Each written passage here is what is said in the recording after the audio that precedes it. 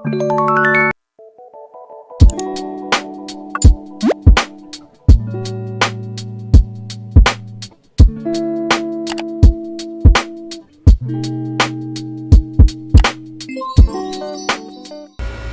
self is indeed in the process of becoming. The importance of the theory of the sphere of existence lies beneath taking those three stages to have a meaningful life. And we develop from those three stages. Now, suppose that to have a meaningful life, we have to take those three stages using a ladder. The first step in the ladder is a stage wherein you just live in the moment. You live for your wants, your needs, you sleep when you're tired, you seek for entertainment when you're bored, you enter a relationship for fun and temporary feelings. Basically, you are enjoying immediacy. But this is not yet the meaning of life. From that stage, you'll take another step on the ladder to reach the ethical stage. You don't live for yourself anymore. You think of the needs of others.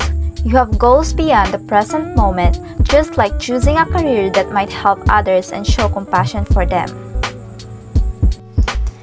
And the last step to have a meaningful life is reaching the last stage wherein you live for God. You dedicate yourself by serving Him, drawn to your personal faith and not on the church or any organization.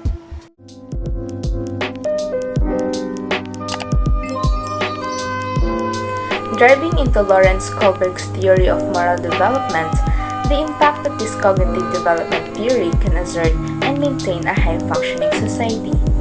Kohlberg claims that our development of moral reasoning happens in 3 levels and is associated with 6 stages. Its vital significance can be observed in our daily life, and to understand this better, take this example, a conflict in school, as a concrete basis of how a functioning society is being maintained despite differing stages of moral judgment. A junior student is being beaten up by 2 senior students in the schoolyard, and those who are watching the fight are at different stages of moral reasoning. At stage 1, we make moral judgments based on obedience and punishment. Clara's sense of good and bad is linked to being punished or not. She is watching her friend being beaten up by the seniors. Even if she wants to help, she is afraid of being punished by the teacher if she'll get caught involved in the fight.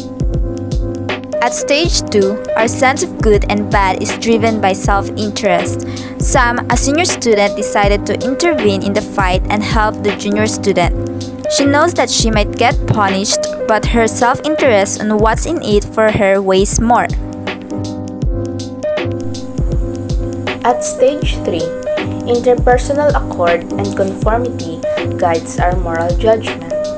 Elle, who is watching from the crowd, wants to intervene, but when she realizes that most of the crowd are just watching, she decides not to, since she embodies the concept of being good girl by conforming to the ethics of society and of what do others think of me. At stage 4, we value authority and social order. When the teacher saw the fighting, he told them to stop because fighting in school is prohibited and against the rules. Basically, he embodies the concept of maintaining social order through the rules of social order. At stage 5, rules are being taken out as social contract as opposed to a strict order. Mrs. Tina, the canteen vendor, who watches from afar, is uncertain how to take the situation. For her, rules must be applied only if they serve the right purpose. She thinks that maybe the junior deserves it for also causing distress or harm to others, and that he deserves what he gets as a lesson. At stage 6, universal ethical principle comes in. All those involved have to face the higher person with authority in school. Rules are first explained and the reason why they exist.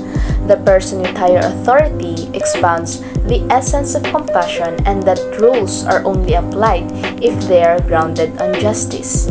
Compassion and understanding towards each other is being elaborated. We must realize the significance of the stages of moral development as a foundation for understanding, having compassion, evaluating standards of what's right and wrong, and allowing anyone to grow out of their stage and develop their moral judgment in order to attain a more sensible and functioning society. With everything being set out, the impact of Kohlberg's concept of moral development and Kierkegaard's sphere of existence allows humanity and life itself to be understood and to awaken our judgment towards life, reasoning, and existence, allowing us to make sense of everything there is.